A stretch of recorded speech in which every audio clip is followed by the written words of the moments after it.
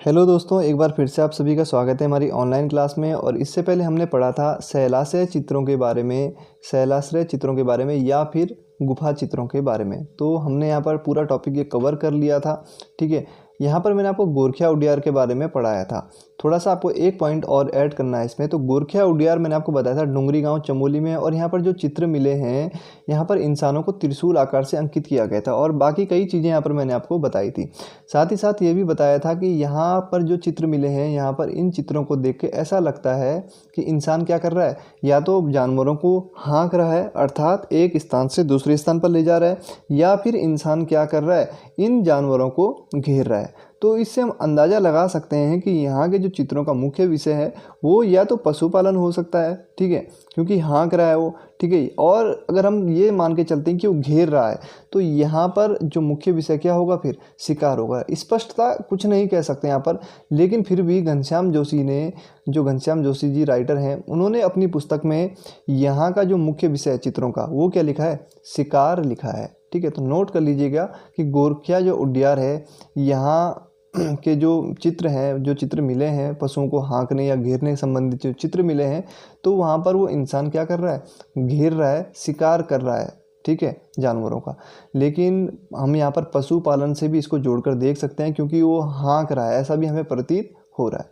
ठीक है, तो चलिए अब आज का जो हमारा टॉपिक है वो होगा आद्य ऐतिहासिक काल। तो आद्य ऐतिहासिक काल के बारे में हमने पहले भी चर्चा कर ली है वैसे थोड़ी बहुत, ठीक है।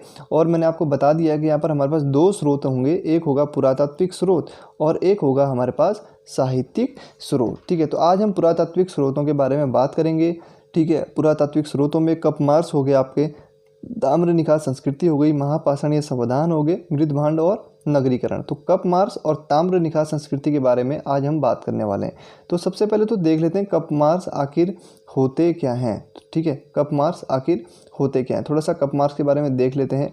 ठीक है, ये हैं आपके कपमार्स। तो जो प्राकृतिक चट्टानें हैं या कोई शिलाखंड है, पत्थर का कोई बड़ा टुकड़ा है, वहाँ पर जो धसाव हैं इस प्रकार के, देखिए ये गड्ढे, ठीक है, देखिए कुछ छोटे हैं कुछ बड़े हैं, ठीक है। तो इन धसाव को हम क्या कहते हैं, कपमार्स या क्यूपुले। ठीक है, क्यूपुले नोट कर लीजिएगा, या हम इनको कपमार्स कहते हैं या क्यूपुले नाम से जानते हैं।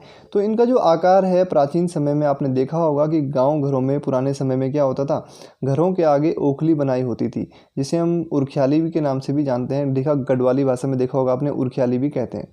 तो इसलिए हम उत्तराखंड के पुरातत्व में इनको क्या कहते हैं, उखल भी कहते हैं, क्योंकि इनका आकार किसके जैसा है, ओखली के जैसा है। ठीक है, पुराविदों ने तो इनको क्या नाम दिया, कपमार्स या क्यूपुले नाम दिया, लेकिन यहाँ पर जो इनका आकार है ये ओखली से मिलता जुलता है, इसलिए उत्तराखंड के पुरातत्व में हम इनको उखल भी कहते हैं या ओखली भी कहते हैं। ओखली तो आपने सुना ही होगा कि ग्रामीण समय में जो लोग होते थे वो अनाज कूटा करते थे ओखली में। ठीक है, और पहले तो हर आंगन में आपको ओखली देखने को मिल जाती थी, लेकिन अब समय के साथ साथ मशीनों का दौर जब से शुरू हुआ है, इस प्रकार की जो हमारी प्राचीन परंपराएं थी ये अब क्या हो चुकी है, समाप्ति हो चुकी है।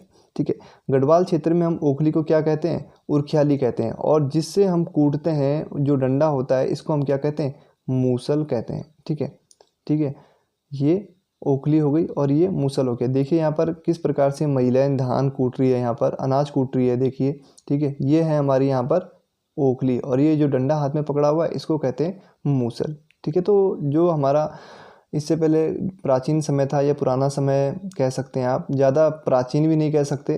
ठीक है, तो जब भी वहाँ गांव घरों में कोई मांगलिक कार्यक्रम होता था, अनाज वहाँ पर कूटा जाता था, वो सबसे पहले यहीं पर कूटा जाता था। जैसे हल्दी हो गया, हल्दी जो प्रयोग में होती थी तो वो यहीं कूटी जाती थी, इसी ओखली में। ठीक है, तो आपने कहावत भी सुनी होगी कि ओखली में सिर डालना। क्या कहावत है, ओखली में सिर डालना। ठीक है, और एक कहावत आपने और भी सुनी होगी, ओखली में सर दिया तो मूसलों से क्या डर। तो इसी ओखली की बात हो रही है, इसी मूसल की बात हो रही है।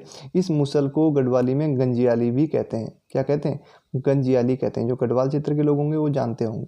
तो चलिए अब आते हैं हम अपने मेन टॉपिक पे, कपमार्स। ठीक है, तो कपमार्स 1856 में WJ हेनवुड ने चंपावत के देवीधुरा नामक स्थान पर कुछ ऐसी ओखलियों का विवरण प्रकाशित किया था एडिनबर्ग न्यू फिलोसॉफिकल जर्नल में।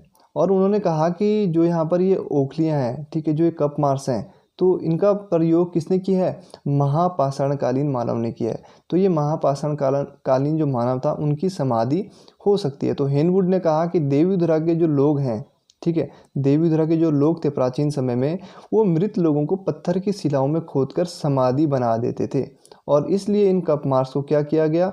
महापाषाणकालीन मानव की समाधि से जोड़ा गया। अब ये महापाषाणकालीन संस्कृति क्या होती है इसके बारे में भी अभी हम जानेंगे। तो सबसे पहले तो दो महत्वपूर्ण फैक्ट होंगे यहाँ पर डब्ल्यू.जे. हेनवुड के बारे में कि सबसे पहले इन्होंने कप मार्क्स खोजे थे और कहाँ खोजे थे? देवीधुरा में, और ये स्थान वर्तमान में कहाँ पड़ता है? चंपावत में पड़ता है। इसलिए इनको क्या कहा जाता है? पुरातत्व का जनक कहा जाता है उत्तराखंड में, डब्ल्यू.जे. हेनवुड को। और जो इन्हें कप मार्क्स मिले देवीधुरा में, इन्हें महापाषाणकालीन मानव की समाधि से जोड़ा गया। दूसरा फैक्ट ये आपको ध्यान रखना है, इसके ठीक 21 साल बाद रिवेट कार्नाक ने भी कुछ कप मार्क्स की खोज करी।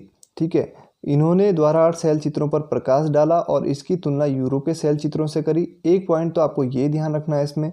दूसरा पॉइंट ध्यान रखना है कि कार्नाक को द्वाराहाट के चंद्रेश्वर मंदिर के दक्षिण में, ठीक है, द्वाराहाट में जो चंद्रेश्वर मंदिर है उसके दक्षिण में महास्म संस्कृति से संबंधित 200 कप मार्क्स मिले जो कि समांतर पंक्तियों में खुदे हुए थे।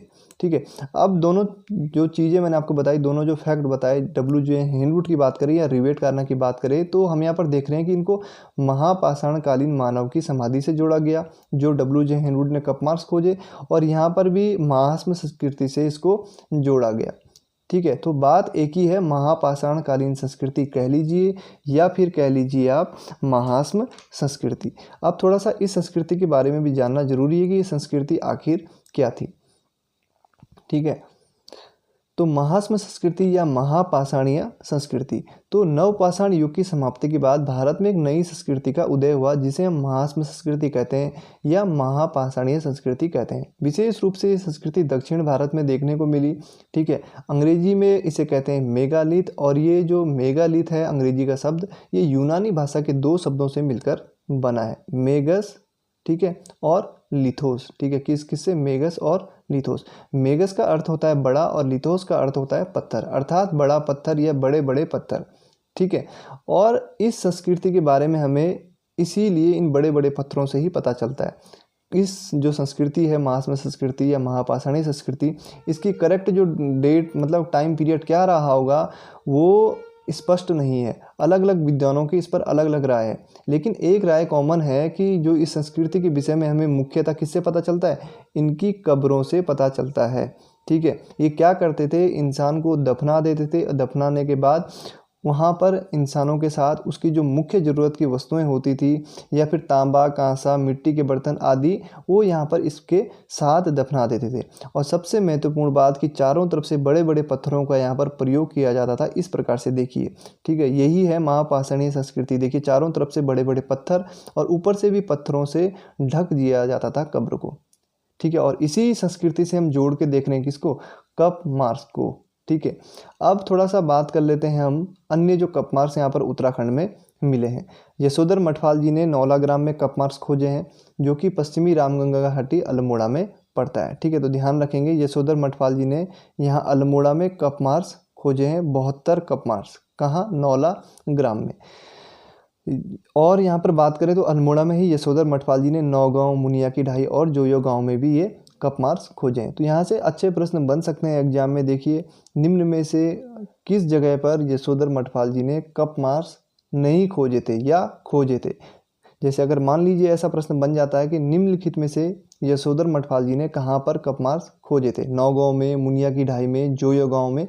चौथा ऑप्शन दे देगा इनमें से सभी या इनमें से कोई नहीं। ठीक है, तो जिसने अच्छे से पढ़ा होगा वो आसानी से इसको सही कर लेगा। इसके साथ साथ हम बात करें तो महेश्वर प्रसाद जोशी ने भी यहाँ पर खेकन, जसकोट, देवीधुरा में कप मार्क्स खोजे जो कि सभी स्थान कहाँ पड़ते हैं? कुमाऊं में पड़ते हैं। तो महेश्वर प्रसाद जोशी या MP जोशी का नाम आप ध्यान रखेंगे। इसके बाद यशवंत सिंह कटोच के बारे में बात करें तो गोपेश्वर के समीप मंडल तथा पश्चिमी नयार घाटी में ग्वाड़ नामक स्थान पर यशवंत सिंह कटोच जी ने क्या खोजे हैं? कप मार्क्स खोजे हैं। ठीक है, तो ये आपको ध्यान रखने इतने कप मार्क्स। अब बात कर लेते हैं ताम्र निखात संस्कृति के बारे में। ठीक है, ताम्र निखात संस्कृति, तो सबसे पहले ताम्र निखात संस्कृति हमारे उत्तराखंड में कहाँ पर प्रमाण देखने को मिले? बहादुराबाद में, जो कि हरिद्वार जनपद में पड़ता है, गंगा नदी घाटी में। तो 1951 में क्या हो रहा था, नहर की खुदाई का काम चल रहा था बहादुराबाद में, और वहाँ पर फिर तांबे के उपकरण मिल जाते हैं, जैसे भाला हो गया, ठीक है, भाला हो गया, भाले हो गए, कुल्हाड़ी हो गई, रिंग हो गए, और साथ ही साथ यहाँ पर लोहित मृदभांड भी मिले। मृदभांड का अर्थ होता है मिट्टी के बर्तन। तो लोहित मृदभांड और ताम्र उपकरण यहाँ पर देखने को मिले, कहाँ पर? बहादुराबाद में सन 1951 में, ठीक है। तो ये फैक्ट बहुत ही महत्वपूर्ण है, इसको जरूर आप नोट कर लीजिएगा। इसके बाद हम बात करें बहादुराबाद के बारे में, थोड़ा सा महत्वपूर्ण जो फैक्ट हैं वो थोड़ा देख लेते हैं। 1953 में यज्ञदत्त शर्मा ने यहाँ पर उत्खनन किया, किसमें? बहादुराबाद में। फिर से कुछ उपकरण और मृदभांड मिले। पुराविदों ने किसी ताम्र युगीन एवं उत्तर प्रस्तर युगीन बस्ती का इन्हें अवशेष कहा। यज्ञदत्त शर्मा के अनुसार ये मृदभांड लोहित एवं मोटे हैं और पर्याप्त पकाए नहीं गए हैं, और इनकी तुलना कहाँ की गई? फिर हस्तिनापुर के गैरिक मृदभांडों से की गई। इसके अतिरिक्त यहाँ पर नसीरपुर, अम्बखेड़ी, ये सहारनपुर ज़िले में पड़ता है, राजपुर परसू बिजनौर ज़िले में पड़ता है, इससे भी ताम्र निखात संस्कृति की खोज हो चुकी है, ठीक है। तो यहाँ से भी ताम्र निखात संस्कृति की खोज हो चुकी है। और हम बात करें तो अल्मोड़ा में, देखिए अल्मोड़ा से भी हमें ताम्र की एक मानव आकृति मिली है, ठीक है।